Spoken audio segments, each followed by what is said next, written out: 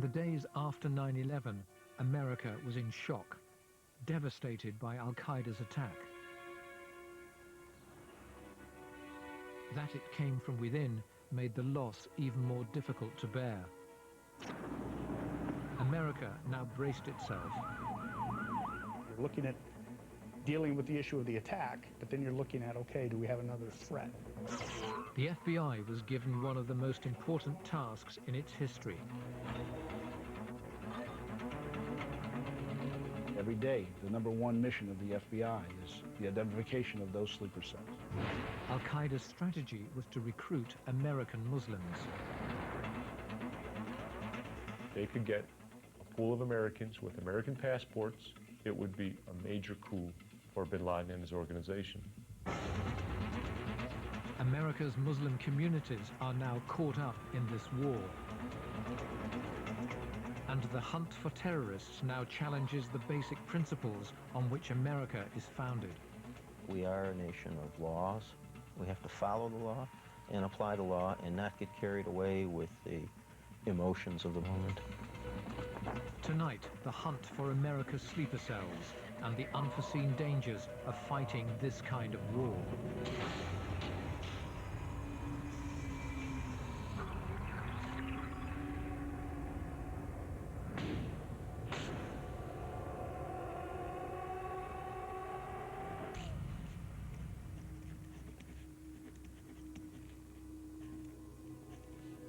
Three months before 9/11, the FBI received an anonymous letter.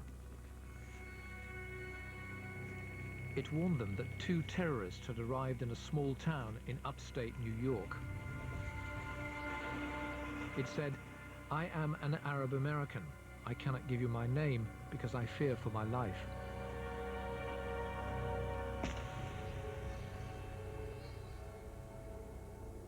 Ed Needham was the only counterterrorism officer in the Buffalo FBI office. The letter wasn't a high priority. It's not uncommon for the FBI to get letters. We get letters all the time. And having a letter is one thing. Proving it is another story. The writer claimed that a group of 6 men had traveled to Afghanistan to meet bin Laden and stay in his camp for training. Needham made some inquiries. There had indeed been a trip, but he was told that they'd gone to Pakistan on a pilgrimage, not Afghanistan.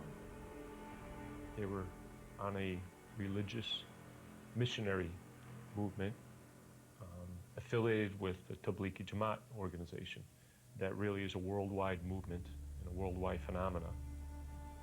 But Needham had suspicions about the letter.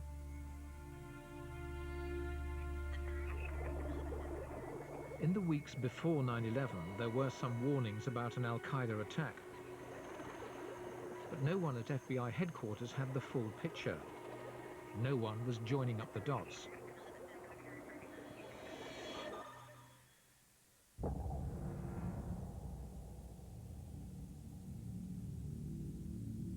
"9/11 changed everything. Nearly 3,000 people died in the attacks that day. Even as the dust was still settling, a cry went out for revenge. I can hear you, the rest of the world hears you, and the people who knocked these buildings down will hear all of us soon.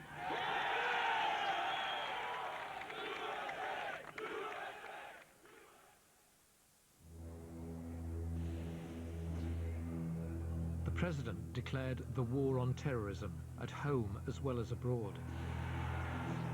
One of the biggest investigations in American history was launched, led by the FBI. Their first job was to find out who the hijackers were. It was very hectic and chaotic. We're looking at thousands of leads that we had to deal with on the attack on the World Trade Center and the Pentagon. 9/11, it seemed, was carried out by 19 foreign nationals. But were there other cells out there planning something else? The first thing we had to do in the crisis mode was to react to any other attacks that we had. So you're looking at dealing with the issue of the attack, but then you're looking at, okay, do we have another threat? Within a few days, a potential threat was identified. His name was Nabi al-Marab, and there were suspicions he was connected to one of the 9/11 hijackers. Marab was thought to be still in the country. His last known address was an apartment in Detroit. The FBI and the local police were immediately dispatched there.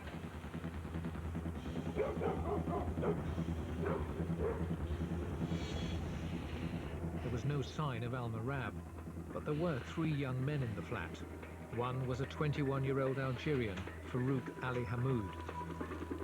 When I was sleeping and I didn't hear anybody knocking on the door, I just found the agent and they were asking us questions and where are you from? Do you have your passport? The FBI also found some forged documents and passes to the airport. It looked suspicious, so Farouk and his 2 flatmates were arrested.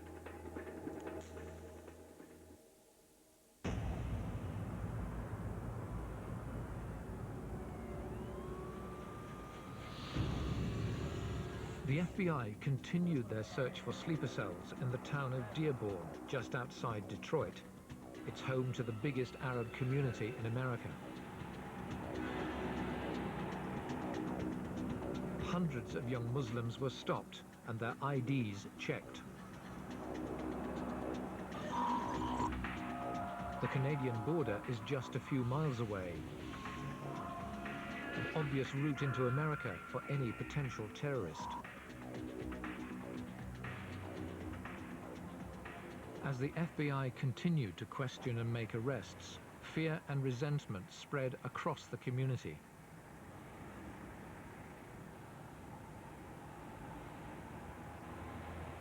I think 9/11 shattered the life of many people, Arab or non-Arab, but the Arab was the most targeted. And I feel very sorry that America chose to target Arabs now. Miriam is a biochemist who was headhunted to come to America to work. She's also the mother of Farouk, one of the 3 young Muslims arrested in Detroit. When I sit in a mosque with the sisters, when I meet them, when I go visit them, they all tell me unique stories. The brothers. Many people went into jail. Many people were jailed for nothing. But in downtown Detroit, the FBI were taking a closer look at her son's case. During the raid, the FBI had discovered passes to the airport. It was only 6 days after 9/11. The first thing they noticed were 2 badges from a caterer out at the airport. Considering the events of September 11th, this naturally aroused their suspicion somewhat, particularly since I believe some of the agents at least thought that the badges might allow them access to the ramp areas where the planes were. They also came across audio tapes which some experts claimed were a call to kill Christians and Jews.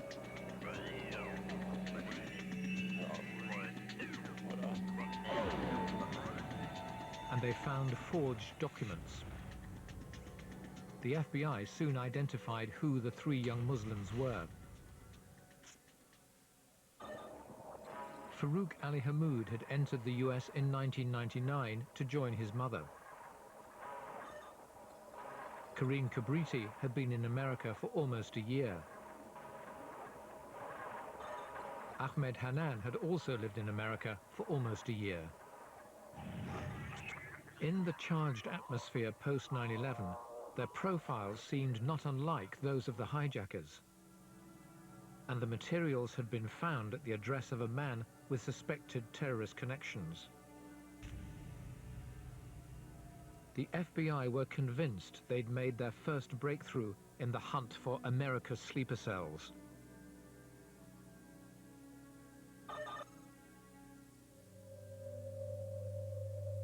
Across Lake Erie in New York State, There's another large Arab community in a small town called Lackawanna, just outside Buffalo.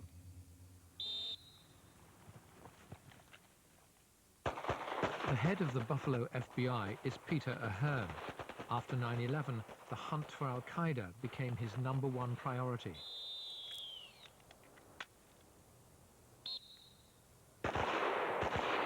Immediately, he ordered a review of any case with a possible terrorist connection.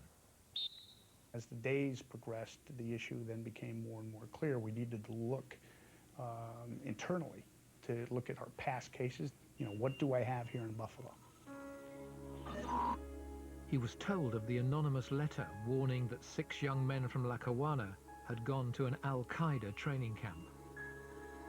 Of all the cases I was looking at that we had here, that was one that just jumped right out and said, well, we need to really dig into this.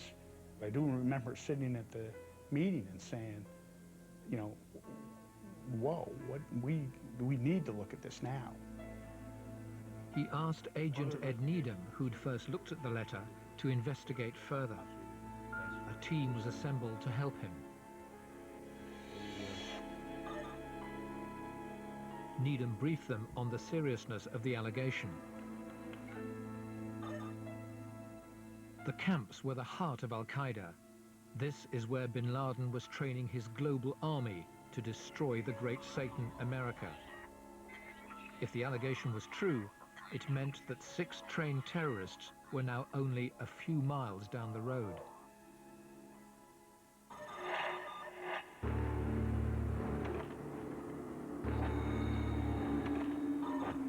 The government had just given the FBI wider powers to spy on terrorist suspects, and they now use them to the full. The 6 Lackawanna suspects were placed under 24-hour surveillance.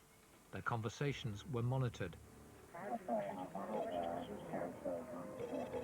Their movements were tracked, and details of their vehicles fed through computers. Their emails and internet connections were analyzed, and every single contact was checked out. I can't get into the details of telephone activity and our technical investigations, but I can tell you that we did everything we could to determine, as best as we could, what communications were going on. But despite all the surveillance, there was no lead. No confirmation, nothing. The investigation seemed to be running into the sand. And no one in the community appeared to know anything, either through ignorance or, like the author of the letter, through fear.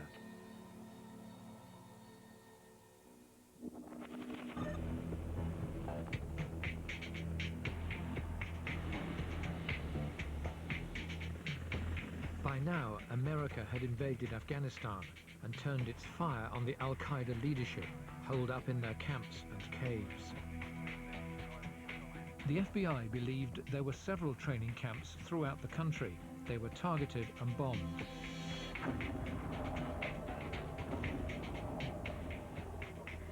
By November 2001, American troops were on the ground. Al-Qaeda headed for the hills, but the documents they abandoned were to prove invaluable. Intelligence emerged that seemed to confirm that the men from Lackawanna had indeed been in Afghanistan. In approximately December of 2001, we got a little more intelligence information that told us that we should continue to look at the Lackawanna subjects. The news stunned Washington. American citizens training with Al-Qaeda. The pressure to make arrests now became intense. The government had also introduced tough new penalties for supporting terrorism, known as material support. If you feed a terrorist or fund a terrorist, you're a terrorist and you will be held accountable by the United States and our friends. We're fighting them. And one by one, we're bringing them to justice. Despite the intelligence linking 6 American citizens to Afghanistan, it it didn't amount to actual proof that they were supporting terrorism. The president was now taking a close personal interest in the case, and the Buffalo FBI were feeling the heat. People in Washington sometimes didn't understand when they were saying, well, what are we going to do? We need to eliminate the threat. We need to take them off the street. Well, you can't just say, well, okay, their visa's expired. Well, they're U.S. citizens. Okay, can't do that. Well, they're U.S. citizens and have the protection of the Constitution. And it was a dilemma. I mean, we're sworn to uphold and defend the Constitution. The months went by and frustration grew. Stalemate. The FBI kept watching, hoping for further leads.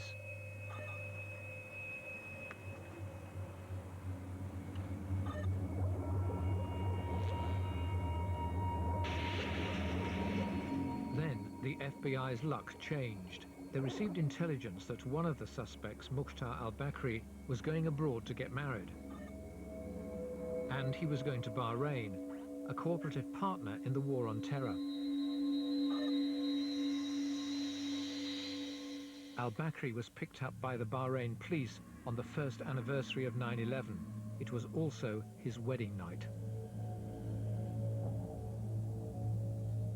FBI personnel went to Bahrain to interview him, did an outstanding job in meeting with him, talking to him, convincing him to tell the truth.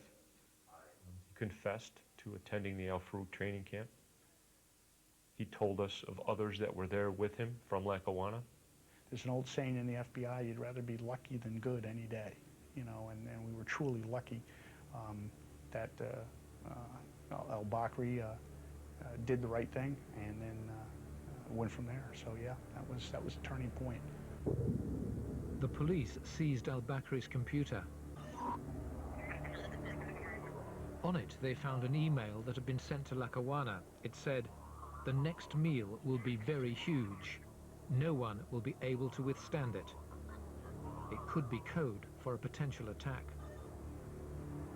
Armed with al-Bakri's confession and nervous about an impending big meal attack, the FBI made their move. Back in Lackawanna, they arrested Sahim Alwan, another one of the six.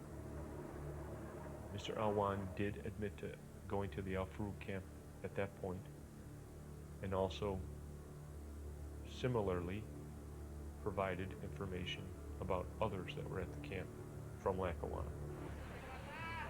Now, with 2 confessions under their belt, the FBI could move in on the other 4. The dominoes started to fall. All their flats were searched. We found some weapons. We see several computers. We found some radical Islamic tapes. But the most alarming discovery was made at the home of Yassin Tahir. We found a document that what became known as a suicide document. It explored and basically promoted the value of suicide and martyrdom missions. The instructions were to wire one's body with explosives and enter the conglomeration of the enemy. Do you think that Mr. Tahir or any of the others would ever have contemplated becoming suicide bombers? I think it was a possibility. The 6 were arrested.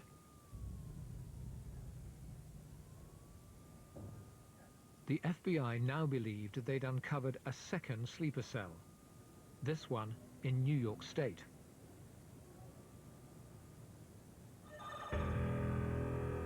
Back in Detroit, the 3 Muslims who'd been arrested were coming to trial. Judge Jerry Rosen was to preside over America's first terrorist trial since 9/11. Obviously, emotions were very high on all sides.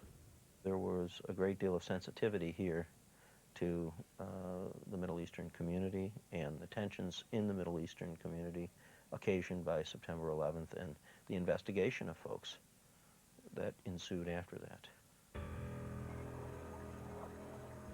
Since the raid, the FBI had arrested a further suspect and analyzed more closely the materials they'd found in the flat.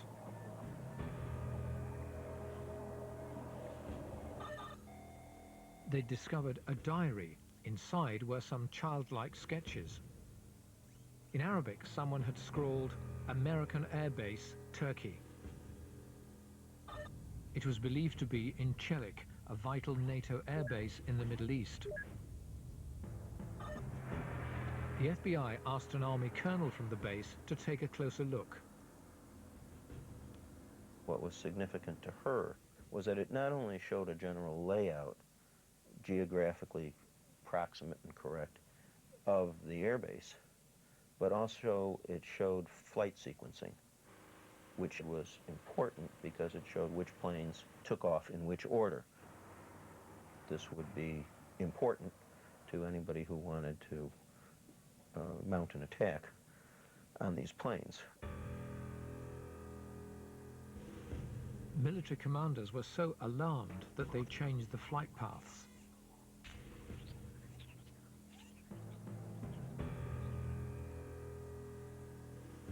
The FBI had also found a videotape in the flat. It looked like a home movie of a trip to Disneyland. But the FBI suspected it was something far more sinister. One sequence showed people queuing in an underground cavern, waiting for the Indiana Jones adventure. For 6 minutes, the camera just ran, showing the cavern, the queue, and a possible location for the bomb. An explosion here would have caused carnage. The testimony of the investigating agent was that this was both a general surveillance tape, so that anybody looking at it could get the physical layout, but also an opportunity tape that would show possible places at which an explosive device could be placed. But all this evidence had to be directly linked to the men arrested at this address.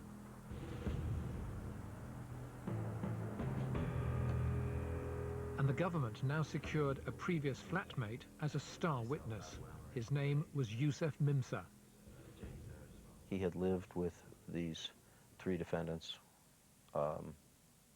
and he provided to the jury a great deal of testimony about specific activities of these defendants, which Mr. Mimsa believed were terrorism-related. The trial continued for 9 emotional weeks.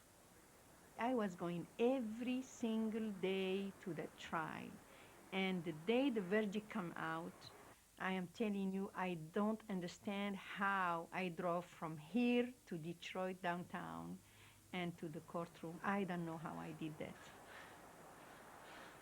It's something I just cannot express. I don't know how to talk about my feelings that moment.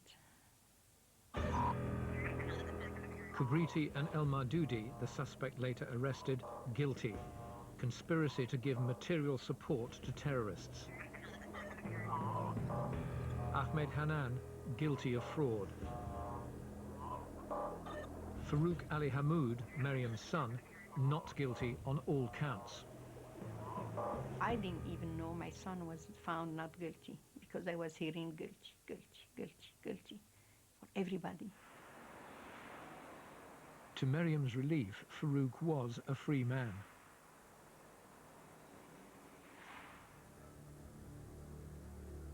But the FBI had secured 3 convictions, 2 of them terrorist-related.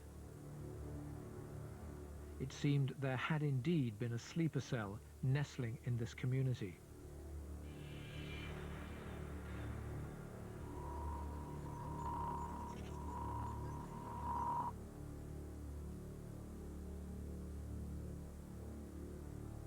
The FBI had identified cells in Detroit and Lackawanna. They now needed to know just how they were forming.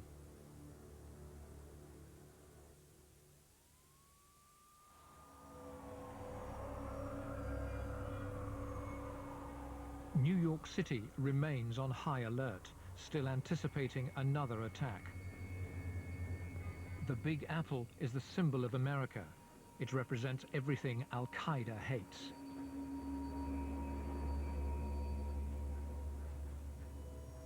The New York FBI have been tracking Al-Qaeda longer than anyone. The first attack on the World Trade Center was back in 1993. Pat DeMuro is one of the FBI's most experienced Al-Qaeda hunters. Every day, the #1 mission of the FBI is the identification of those sleeper cells, to find those people in the United States that provide either logistical, financial, or actual operational support to terrorist organizations. In the first 12 months after 9/11, the FBI uncovered suspected sleeper cells in Detroit, Lackawanna, and Portland. They'd also detected suspected terrorist activity in several American cities. Critically, DeMuro's team identified two types of cells. Those made up of foreign nationals, like the Detroit cell, and those made up of US citizens, like the Lackawanna 6. What was significant about the Lackawanna cell and what first appeared with the Lackawanna cell was the fact that we were now dealing with individuals that were citizens of the United States. And as citizens of the United States, they have certain rights, civil rights. This kind of cell was what the FBI most feared. As US citizens, its members could move freely around the country, blending into any community. It was the perfect cover for Al-Qaeda. The FBI now needed to get a deeper insight into these kind of cells.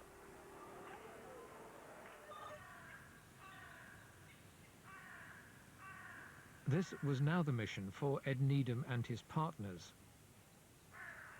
And they knew the place they had to start was Lackawanna itself.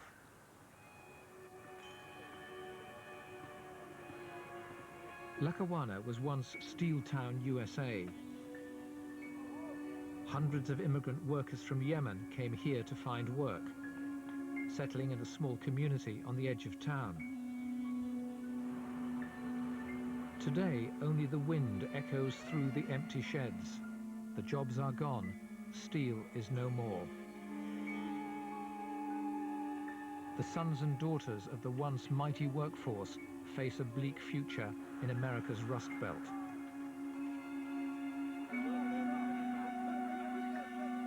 The FBI knew the community well.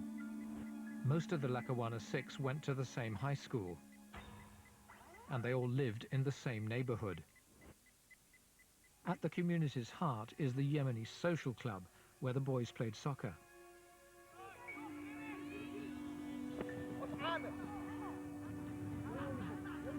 Abdul Noman is Lackawanna's Mr. Football. He's team manager and youth leader rolled into one. I still believe the 6 not capable to do anything to harm the United States of America. I have a strong feeling those are the kids that we grow up here in Lackawanna, and the 6 men or the 6 youth, they are just, you know, kids. I mean, they are not capable to do anything. 4 of the 6 played football for Abdul Noman's team. One of its stars was Yassine Taha. He was also Abdul Noman's nephew. Yassine Taha, he's like any other American, you know, youth. He married an American girl. He have a child. Went to school at Lackawanna High School. He played soccer for me since he was a little child. He was one of the nicest kids in the family. He was even voted friendliest student in class, and he married his high school sweetheart. The 6 were all American boys, but they also had another identity. They were proudly Yemeni and Muslim. At weekends, some attended the mosque's Islamic school. Mohammed Salah is the president of the mosque. The purpose of the school in this community is to give them the benefit of keeping them in a very educational level with their native language, with their Islamic studies with religious lessons such as the Quran and other activities as needed. To Muhammad, there was no clash between Islam and American culture. This mosque is not radical. This mosque is a very open to the public, open to the community, open to all nationalities. We have no extreme behaviors or any, negative approach toward any human beings, whether Muslims or non-Muslims. The FBI found nothing to question the community's loyalty. So what had encouraged these 6 young men to go to a training camp run by America's sworn enemy?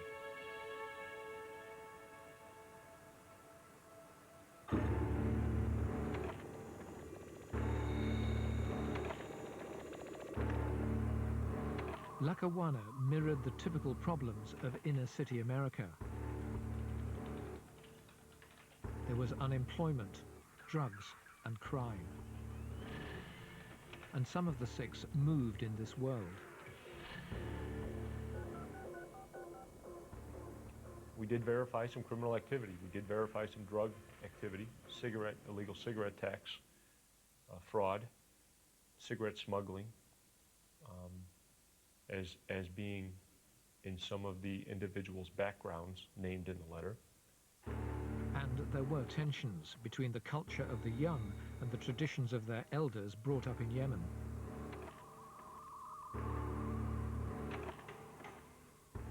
The anonymous letter writer had warned that 2 terrorists had arrived into this fractured world.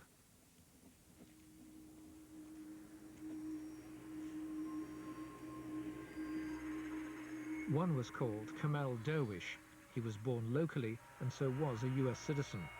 But he grew up in Saudi Arabia. Little else was known.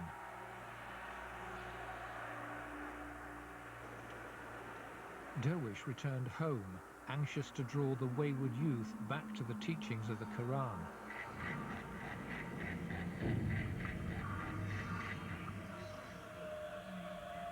Kamal tried to keep the children away from the streets, drugs, to stay away from bad things, to obey God, to obey their parents, to respect the elders and people in general during that time that he was here. The elders of the community welcomed his involvement. He held prayer meetings in homes around Lackawanna. But these innocent religious gatherings soon turned into something else. Derwish attacked American morality and culture and preached that only jihad, holy war, would guarantee a place in paradise. Generally, the focus was that they should prepare for jihad, that it was mandatory and obligatory, and that it would absolve themselves of any sins that they've committed, also help their families absolve themselves of their sins. He showed videos of Muslims suffering to fire the youth's anger.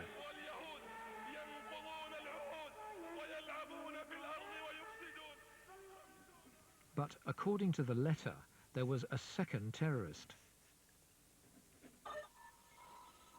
The FBI believed him to be Juma al-Dasari. He was a shadowy figure. His role was to help Derwish recruit for bin Laden's training camps. He came in the later stages of the recruitment. It was believed that those individuals that may not have been as convinced as others to go, that he played a role in being the final convincing force, the closer, so to speak, in convincing some of the defendants to go to the camp. The FBI had now established how the cell had been recruited. But that was only the first step. The converts now had to be turned into holy warriors, and that meant going to Afghanistan.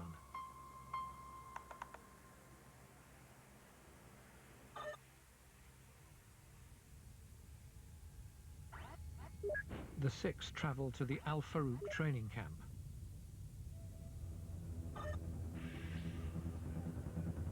It was run like a Marine Corps boot camp.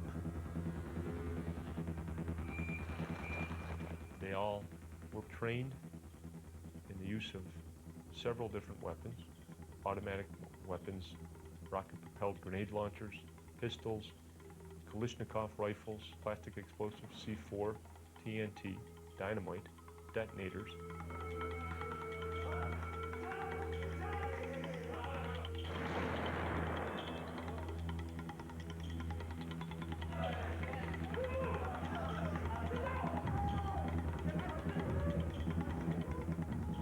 They were also trained in logistics and how to get around.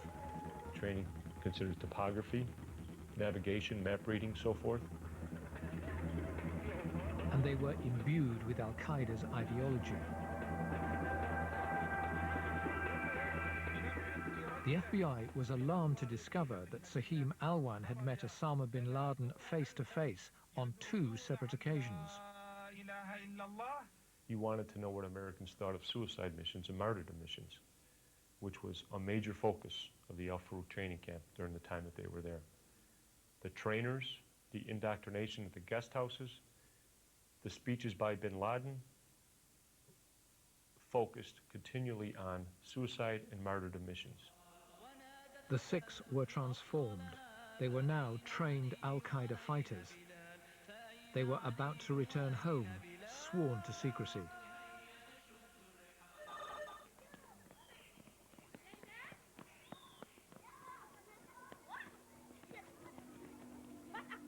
Back in Lackawanna, they melted into the community. The FBI now understood how the cell had been created, but they still didn't know just what they planned to do when they returned. Most of the community still believed this was just a wild adventure gone wrong, and that the 6 posed no threat. When they came back, you could see their fears in their eyes. I mean, I wish they went to the authority, but maybe they're scared. I had a feeling that something wasn't right when he came back. He said, "Uncle, you know, we slept in a dirty, filthy mattress. We ate filthy foods." But he never told me he went to Afghanistan. He always told me he went to Pakistan. But the FBI didn't believe they would just carry on as if nothing had happened. They knew that the recruiters remained in close contact with the 6, even after 9/11. But did they have plans for an operation?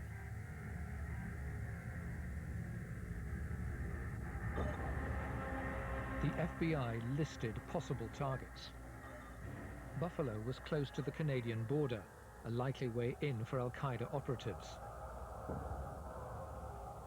People that enter the United States through Canada, I think, is something that really is of concern for the region. And there were plenty of potential targets. Downstream from Niagara Falls were a number of tourist attractions, a crucial bridge to Canada, and a massive power station.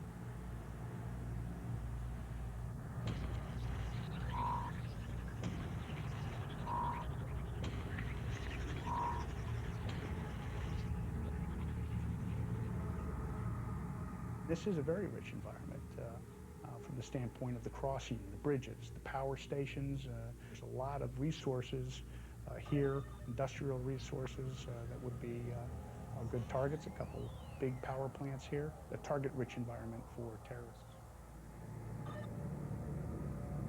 At the other end of the state, New York City itself, Al-Qaeda's prime target.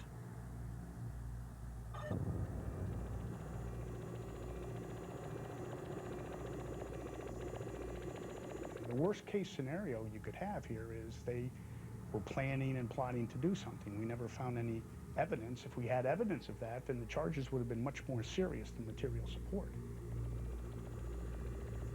Best case, they would have supported somebody coming in, given them a place to live, get them down maybe to the mosque to pray, enroll them in college, and then the next thing you know, they go out and blow up the bridge.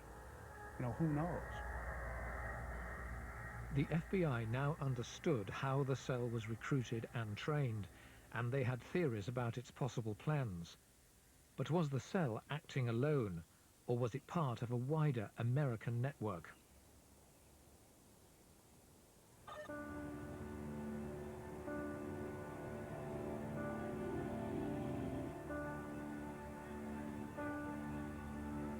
New York is a focal point for gathering and analyzing intelligence. Each morning, Pat DeMauro's FBI team studies the latest developments. Joe Billy knows the critical task is to find the big picture.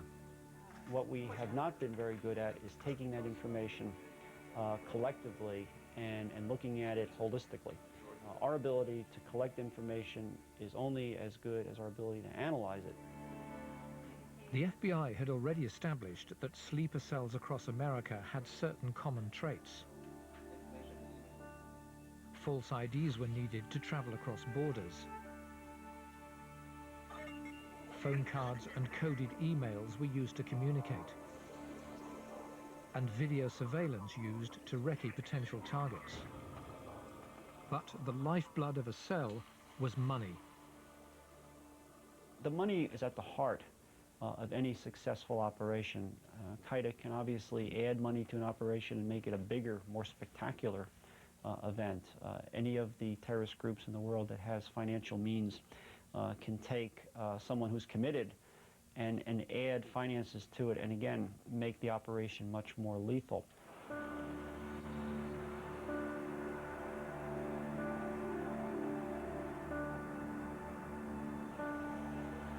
In Arab communities, the FBI were looking at all methods of transferring money. In particular, they were investigating an ancient system known as Hawala, whereby relatives send money back home. Lackawanna's Hawala agent is Mohammed El-Bana. We call somebody in Yemen and say, please give $2,000 to my uncle. We'll send it to you as soon as we can. And based on the trust, he will call that individual and say, you have $2,000 coming from your son or from your daughter. He's basically extended that money to those people that need it based on trust in you. But trust is the problem. Buffalo's U.S. Attorney Mike Battle, who prosecuted the Lackawanna Six, is now investigating Hawala to see if Al-Qaeda is involved. The problem is following the paper trail once the money reaches Yemen. Are you investigating money laundering here in Buffalo? Yes, we are. We have one defendant under indictment in a money remitting case. He engaged a business of allowing people to send money abroad, but we have information that there was a little more to it than that. A little more to it than that? Well, that there was some indication that monies were going places that they weren't scheduled to go and things of that nature. But because it's an ongoing investigation, I really don't want to talk about it in any great detail. Mohammed El-Bana is the person under suspicion. Stop and bring him with you in the morning. How do you know that the money you send on behalf of others to Yemen isn't being used for terrorist purposes? Because we know who sent the money from here. Now, am I going to sit here and tell you that I know that money is what that money is used for? All I know is that if it's for a terrorist organization, that means there's a terrorist here who sent that money, and I know of no one. The FBI in New York were now in no doubt that the picture was far more complex than they'd first thought. They suspected there were connections between the cells in America and other cells around the world.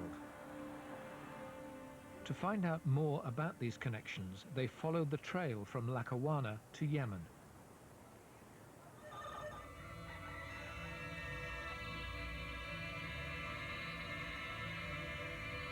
Yemen is the birthplace of Osama bin Laden's father, an ancient land with vast areas still the fiefdom of desert tribes.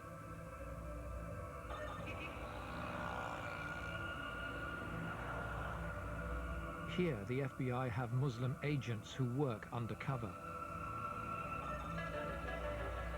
They've known for some time that Al-Qaeda was building a new base in Yemen. I think Osama bin Laden was actively involved in recruiting Saudis and recruiting Yemenis for his war. And Yemen was definitely very close to his heart and very close to his mind.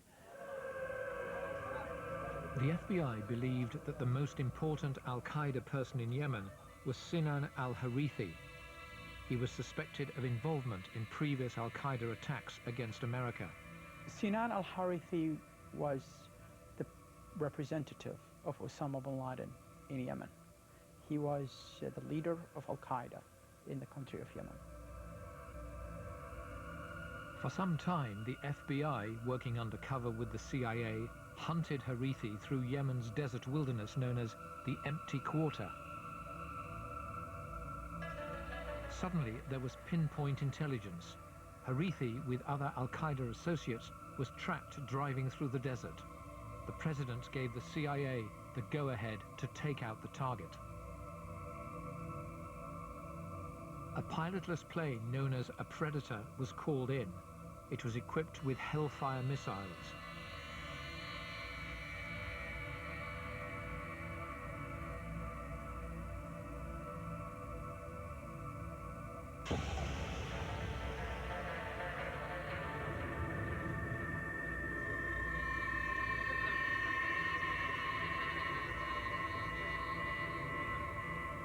The DNA of the charred remains was checked. Sinan Harithi was indeed identified, but someone else died too. It was Kamal Derwish, the Lackawanna recruiter. The American government had assassinated one of its own citizens.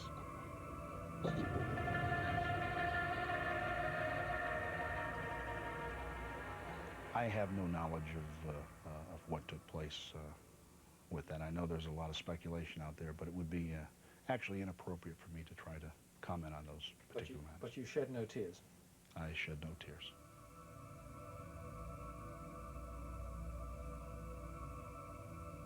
The FBI now had proof that the Lackawanna Six were connected to a senior level of al-Qaeda. Their recruiter had died alongside its commander in Yemen.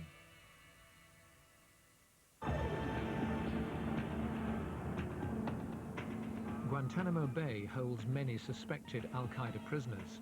Here, no proof is necessary.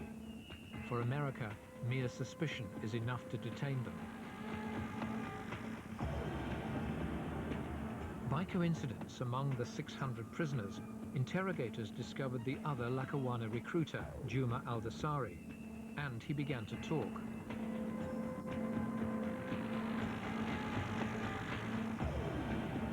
But one man was emerging who would know al-Qaeda's strategic plan for America. Khalid Sheikh Mohammed had lived in the United States for several years in the mid-80s. Khalid Sheikh Mohammed has long been a mastermind for al-Qaeda. He is an individual that has lived in the United States for many years. He assimilated into our culture, into our social structure. He understands the social structure in the United States. He was a tremendous threat to the United States. American intelligence finally tracked him down to his hiding place in Pakistan. He's been under interrogation for almost a year. There's little that Ali doesn't know about him. In his role as the head of the military committee, he was involved in the planning, he was involved in the executing, and he was involved in the coordination of all military actions of al-Qaeda, to include terrorist operations around the globe. So from here you can see why we consider him a very big fish. And would he have been involved in the establishment of sleeper cells in America? He would be involved in establishing and carrying out the Qaeda plots around the globe. Including America? Everywhere in the world. From his interrogation, al-Qaeda's strategy became clear. Khalid Sheikh Mohammed was hoping to develop an army of al-Qaeda recruits ready to strike America from within. If the Lackawanna cell had not been detected, is there reason to believe that they would have carried on replicating what they had done in Lackawanna elsewhere? Oh, there's no doubt in my mind that we know for a fact that Al-Qaeda has been recruiting in the United States for some time. Bin Laden would have loved to have a regular rotation of Americans in and out of the Al Farouk camp. If they could get a pool of Americans with American passports, knowledge of the culture, of the language, it would be a major coup for Bin Laden and his organization. In Lackawanna, the plan was already well advanced. Others were already standing by to travel to Al-Qaeda's camps. I think we prevented at least 4 other Americans who were going to go to the Al Farouk camp after the return of our Lackawanna defendants. The FBI believe that more than 15,000 recruits have passed through the Afghan camps. But where are they now? Its agents have to find out. There are still individuals out there that we know that have had access to the United States, that have lived in the United States, that would be able to conduct terrorist acts, that have trained in conducting terrorist acts, and we know that want to conduct spectacular attacks against the United States.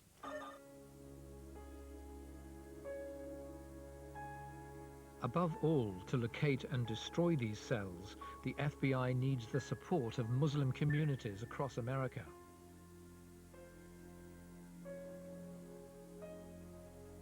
But in the wake of the crackdown post 9/11, are they likely to get it?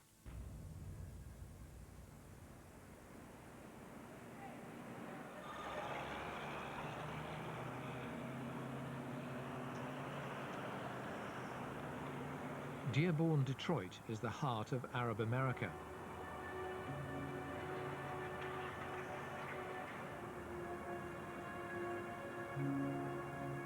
It's a potential hiding place for terrorists.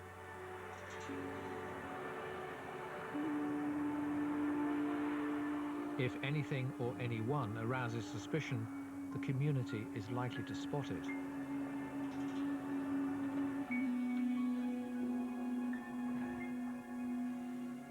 Farouk was one of the first victims of the raids that followed 9/11.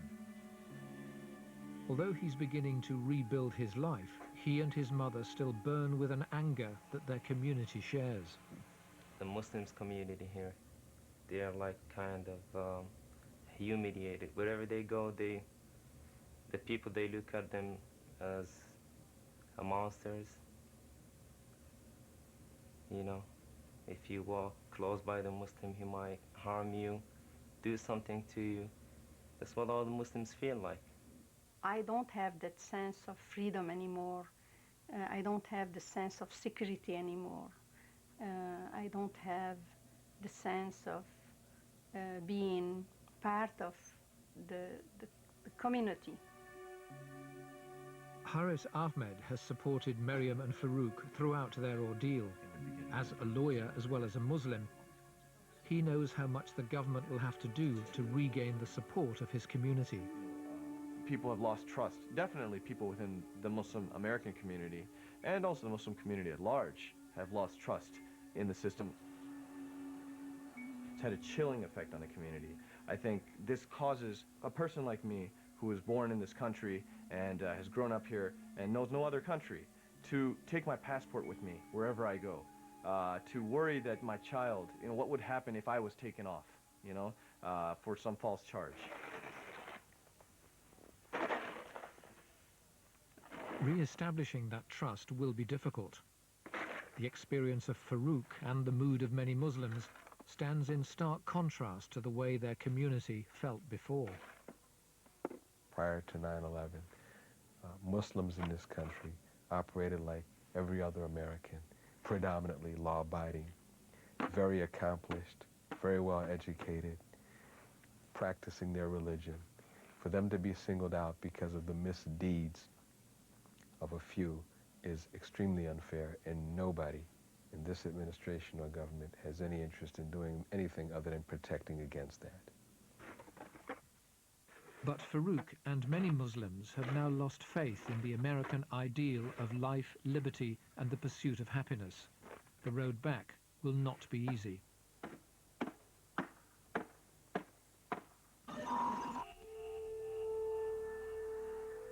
The judiciary is the final guardian of the rights of American citizens.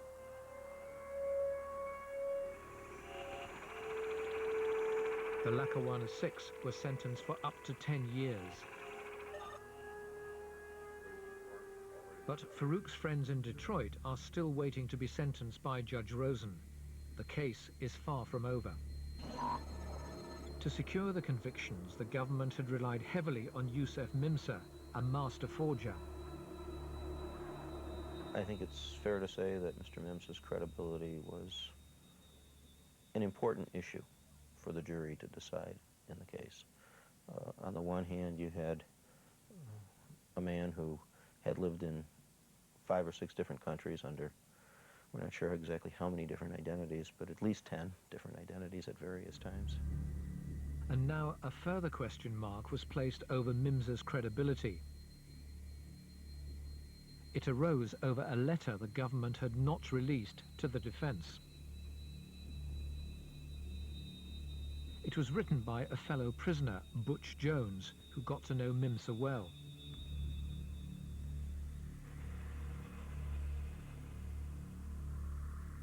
Mr. Jones indicates in the letter that Mr. Mimsa had told him that he had lied to the FBI and had fooled the Secret Service.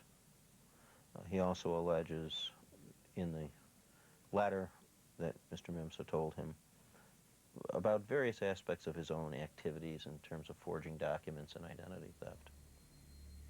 And Jones made a dramatic claim that Mimsa had said he'd forged documents for the 9/11 hijackers. Judge Rosen faced a dilemma. Should he ignore the letter or order a retrial? In the end, he ordered the government to review its conduct of the case. At the end of it, I'll have to make a decision as to whether the fair trial rights of the defendants were jeopardized by the government's failure to turn over documents. The final outcome of the case is likely to have profound consequences. Can the war against terrorism be fought in America within the rule of law? Or will Al-Qaeda indirectly further its goal of destroying America by undermining its constitution from within? It's the single most important principle. If we devolve into a result-oriented society in our justice system, the quality of justice that we are able to administer will be dramatically diminished. And because I believe that the law is the glue that holds society together, all of us will be diminished for that. For the FBI, the lesson is a simple one. The critical intelligence that led them to the Lackawanna Six came from an American Arab 3 months before 9/11. The question is, would the writer of the anonymous letter put pen to paper now?